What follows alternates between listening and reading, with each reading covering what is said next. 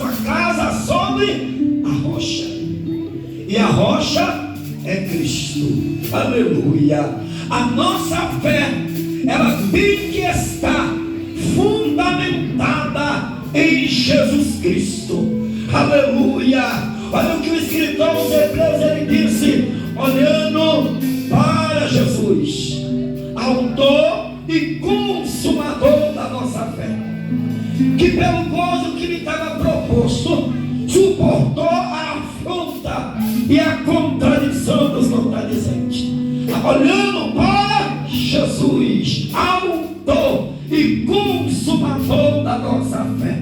Então percebemos, irmão, que Jesus, ele está dizendo, olha, aquele que escuta os meus ensinamentos e põe em prática, esse vai passar por momentos difíceis, vai passar pelas tempestades da vida, pelas enchentes da vida, vai vir tudo contra ele, vai vir calúnia, mas não vai derrubar, vai vir levante, mas não vai derrubar, vai vir perseguição, mas não vai derrubar, porque a vida do homem prudente que ouve a palavra e pratica está edificada em Jesus. Aleluia. E é tempo de nós pedir para Deus. Aleluia. É tempo de nós pedir para Deus aumentar a prudência dele em nossa vida. É pedir para Deus nos firmar, porque o vento está soprando, a chuva está caindo, aleluia, a enchente está vindo com tudo, mas aquele que tem prazer, pregador, prazer de que te ouvir, não é somente ouvir. A Bíblia diz que a fé vem pelo ouvir, e ouvir a palavra de Deus. Mas a fé sem as obras é morta. Então eu não posso somente ouvir o ensinamento de Jesus, eu tenho que viver os ensinamentos de Jesus.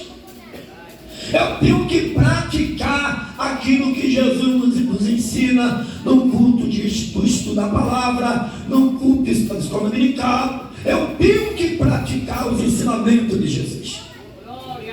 Observe que ele diz: o homem prudente, ele ficou a cara sobre a rocha, veio chuva, correu rio, sopraram o vento e bateu contra e não caiu, porque estava edificada sobre a rocha. Na vida de quem? Quem ouve e pratica. Glória a Deus. E aqui nós temos um perigo. Aqui nós temos um perigo de ouvir e não praticar. A Bíblia diz que o povo de Deus que saiu do Egito teve um perigo e correu risco e pereceram, porque ouviram os ensinamentos de Deus por meio de Moisés. Ouviram, mas não misturaram com a fé. Ouviram, mas não acreditaram. Ouviram, mas não praticaram, e tropeçaram e caíram no deserto. Daquela imensa massa humana que saiu do Egito no comando de Moisés, aleluia, não entrou, somente dois entrou, porque somente dois acreditavam e praticavam os ensinamentos de Deus por meio da vida de Moisés. Olha o perigo, porque foi uma grande multidão, só dois acreditavam que Moisés ensinava, e só dois praticavam o que Moisés ensinava: Caleb e Josué. Então observe que ouvir não é suficiente. Ouvir é bom. Ouvir vai o que? A fé vem pelo ouvir, e ouvir a palavra de. Mas ouvir é pronto, não. Ouvir e praticar. Porque a prática da palavra molda nossas vidas e nos deixa igual a Jesus. A prática dos ensinamentos de Cristo molda a nossa linguagem. Você lembra de João? João andou aprendendo de Jesus, que João aderiu à mesma linguagem de Jesus. Quando você vê Jesus na beira da praia após ter ressuscitado, e os discípulos, por desobediência, indo fazer o que Jesus não mandou, Jesus chega pela manhã na beira da praia e diz assim: filhinhos, tem alguma coisa para comer? Se estava fora da posição, ia ter o quê? Nada. E a resposta foi negativa. Quando Jesus pergunta: filhinhos, pede alguma coisa para comer? Não. Porque não tinha alguma coisa para oferecer para Jesus? Porque estava fazendo o que Jesus não mandou. Jesus mandou ficar em Jerusalém até que do alto fosse cheio do Espírito Santo, revestido de poder. Os discípulos foram para a pesca, para onde Jesus havia tirado ele. Então não tinha bom resultado, não tinha palavra positiva, não teve êxodo naquela pescaria, porque foi fazer o que Jesus não mandou. Jesus mandou ficar em Jerusalém orando. Eles voltaram às práticas da onde Jesus havia lhe tirado. Então, quando nós entendemos que Jesus, ele ensina, ele instrui, ele direciona, e para a nossa vida ser igual a ele, o nosso falar, o nosso andar, a nossa atitude, como João na sua carta, ele escreve dizendo: filhinhos, não pequeis. Essa linguagem de Jesus, essa linguagem que João está usando é de Jesus. Lembra Mateus, João capítulo 21, filhinhos, deu alguma coisa de comer? Agora João está escrevendo carta e dizendo: filhinhos, não pequeis. A mesma linguagem de Jesus. Quando nós praticamos o ensinamento de Jesus, a gíria sai da nossa boca, as palavras top saem da nossa boca, e o que vem para a nossa boca? O linguajar de Jesus. Aleluia, aleluia. A palavra tem um poder tão extraordinário que quando a gente ouve, nasce fé. Quando a gente pratica, ela molda a nossa vida. Aí tem uma expressão bíblica que diz assim: um abismo chama outro. E com quem eu tenho andado? Eu tenho andado com pessoas que têm fome e sede de Deus, e eu estou parecendo com Jesus. Com quem eu estou parecendo? Quem são minhas companhias? É pessoas que têm palavra de Deus ou pessoas que têm palavra mundana? Quem são minhas companhias?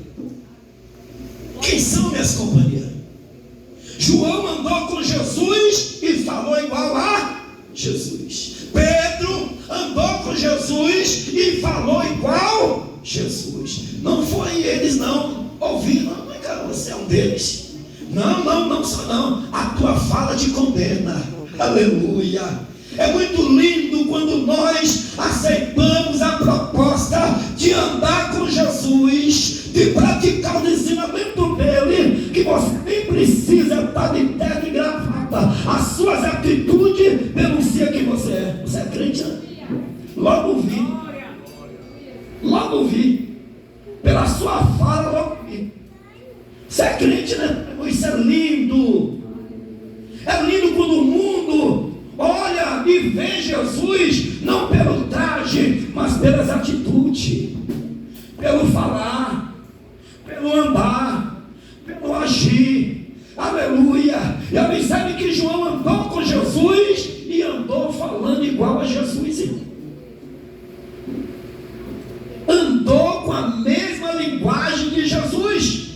Pregador, e o que aconteceu com João? Olha o que a Bíblia fala. 1 João capítulo 2, versículo de número 4. Aquele que diz que está nele também deve andar como ele andou. E como foi que Jesus andou? Em todo o tempo obedecendo a palavra de... Entre os fariseus, Jesus obedecia a palavra de Deus. Entre os discípulos, Jesus obedecia a palavra de Deus. Entre os ricos, Jesus obedecia a palavra de Deus. Entre os pobres, Jesus obedecia a palavra de Deus. Aonde Jesus estava, ele estava o quê? Vivendo a palavra. Porque a vida dele, como homem, estava sobre a rocha, porque como Deus, ele é a própria rocha. Aleluia. E ele está dizendo: assimilar-o-ei ao homem prudente. Agora percebe, ele compara o homem prudente e fala também as consequências veio contra a casa. E as consequências que veio não derrubou, não desviou, não se afastou, não alterou nada, não mudou nada, porque foi o fundamento que foi construído aquela casa. Se minha fé estiver no irmão, se minha fé estiver na irmã, se minha fé tiver alguém, cedo ou mais tarde eu vou sucumbir. Mas se minha fé está firmada, fundamentada na palavra que é rocha, aleluia, o vento pode até vir, mas não vai me derrubar. A calúnia pode até vir, mas não vai me derrubar. Porque é a estrutura que minha casa foi construída. Aleluia. E ele faz outra comparação. Olha outra comparação. Aquele que escuta as minhas palavras e não as cumpre. Oh, meu Deus. Aquele que ouve as minhas palavras e não as cumpre, compará-lo-ei, oh meu Deus, ao homem insensato. É doido, irmão, que ouve a palavra e não obedece. Insensato, sem juízo. Por que, pregador? Porque Salomão, em um de seus provérbios, olha o que Salomão disse. Salomão, capítulo 13, verso 13 de provérbio: quem despreza a palavra perecerá, quem guarda o mandamento será abençoado, ou seja, galardoado. Pregador, o que você está dizendo? Quando nós retemos a palavra de Deus, aleluia, estamos, sabe o que? Estamos na posição da bênção do Senhor sobre a nossa vida. Aleluia. É por esse motivo que nós, nas nossas orações, nós temos que ser humilde e dizer: Deus, coloca em meu coração amor pela tua palavra, Senhor. Coloca no meu coração temor pela tua palavra, Senhor. Coloca no meu coração fome pela tua palavra, Senhor. Aleluia. Meus irmãos, olha para cá. Aqui está o poder de Deus, irmão. Aqui está o poder de Deus. Foi lido aqui. No princípio era o verbo. O verbo estava com Deus. O verbo era Deus. O verbo se fez carne e habitou entre nós. Aleluia. Se a palavra está em mim, o poder de Deus está em mim. Jesus, irmão, ele ensina com a sua vida, porque o evangelho é todo prático. É todo prático. Pregador, quem pregava as escrituras teoricamente, os fariseus, Jesus praticava. Jesus pregava, Jesus praticava. E um certo dia, eu estou terminando, um certo dia, Jesus, em uma preparação ministerial, como homem, Jesus, ele desce as águas batismais. Quando Jesus desce as águas batismais, a Bíblia diz que o céu se abre. Quem está entendendo, diga amém. Quem está entendendo, diga amém. Amém. É bom nós entender, tá bom, irmão? Que a Bíblia fala em Mateus capítulo 13, verso 19: ouvindo alguém a palavra do reino e não entendendo, veio o maligno e arrebata o que foi semeado. Quem é o maligno? É ele mesmo, é o sujo. Então o negócio, porque Jesus não fala uma linguagem difícil, ele fala uma linguagem muito simples, de fácil compreensão. Ele não usa linguagem que eu não entendi essa. Não, ele fala uma linguagem muito simples, porque o evangelho é simples. É os homens que complicam a linguagem do evangelho. É os homens que complicam. Aí Jesus, em uma preparação ministerial, ele desce as águas batismais, e quando ele desce as águas, o céu se abre. O Espírito desce em forma corpórea de pomba sobre ele, e Deus fala. O que Deus fala? Esse é o meu filho amado, em quem eu tenho comprazido. Aí a Bíblia diz, no capítulo 3, quando chegamos no capítulo 4, o que é que nós vemos? E Jesus foi conduzido pelo Espírito Santo ao deserto. Para ser tentado pelo diabo. Oh, irmão, Deus acaba de dizer: esse é o filho amado que eu me agrado, que eu amo, eu agrado com ele. Agora o Espírito Santo leva Jesus para o deserto. Não tinha lugar melhor para levar Jesus, não, irmão. Aleluia. Se eu aceito a proposta de deixar o Espírito de Deus agir na minha vida, eu tenho que estar sujeito a deixar, a permitir-se ser guiado por Ele. E nem sempre o Espírito Santo vai me levar para o lugar que eu quero ir. Meu Deus. Tanto lugar para levar Jesus, leva logo para o pior lugar, deserto. Para ser o quê? Tentado pelo diabo. E observe que essa preparação ministerial, ele ia dar início ao seu ministério. Então, como homem, ele fez a parte dele e nos ensinou o quê? É preciso fazer a sua parte. É preciso entender. Eu preciso compreender. Eu preciso fazer a parte do homem, porque a parte de Deus já está pronta. A parte, e lendo a Bíblia, sabe o que nós entendemos? Eu não preparo a bênção para ninguém. O que Deus tem para nós está pronto. Sabe qual é o trabalhão? É nós se sujeitar à vontade de Deus para ficar na posição da bênção que Deus tem para a nossa vida. Esse é o problema. O problema está na terra. O problema está em mim. O problema não está na igreja. Não. O problema está em mim. Porque eu digo: Senhor, seja feita a minha vontade, não a sua. O Espírito levou Jesus para o deserto. Jesus agora jejua quantos dias?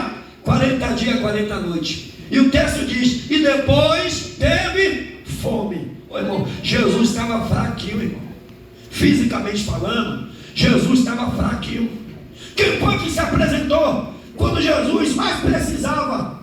Não foi Deus, foi Satanás. Satanás se apresentou e levou consigo uma proposta indecente: se tu és filho de Deus, manda que as pedras se transformem em pão. Jesus tinha poder, tem poder para fazer o impossível se tornar possível. Mas Jesus não veio obedecer Satanás. Jesus não veio se exibir para o diabo. Jesus, em toda a trajetória do seu ministério, ele sempre dizia: o Filho do Homem não veio fazer a sua vontade, mas a vontade de meu Pai que está no céu. E diz a Bíblia que quando o adversário tentou: se tu és filho de Deus, manda que as pedras se tornem pão. Aí Jesus fez uma viagem nas Escrituras. Jesus foi lá em Deuteronômio, no capítulo 8 e no versículo 5, e disse: está escrito. Precisamos saber o que está escrito nas Escrituras. Aleluia! Glória a Deus. Para nós se livrar do ataque do adversário contra nossas vidas, nós precisamos amar as Escrituras Sagradas, porque as Escrituras Sagradas revelam para nós, tem resposta para o adversário e tem o cumprimento de Deus para a nossa vida. Jesus foi, irmão, já pensou se Jesus como homem não conhecesse o que estava escrito? Ah, coitado de Jesus. Estava na graça, mas ele foi lá no livro lá no Pentateuco, Deuteronômio, e disse: está escrito, o homem não vive só de, mas de toda a palavra que sai da boca de Deus. Maravilha! Aleluia! Glória a Deus! É tempo de nós passar mais tempo, é tempo de nós aproveitar mais o tempo e nos familiarizar com aquilo que está escrito. É tempo de deixar, por muitas das vezes, a rede social de lado e se dedicar mais para a leitura da palavra. Senhor, eu quero te conhecer, eu quero entender a tua palavra, eu quero que o Senhor faça minha vida como o Senhor fez em Lucas capítulo 24, verso 45, e abriu o entendimento dos discípulos para compreender as Escrituras. Então o adversário veio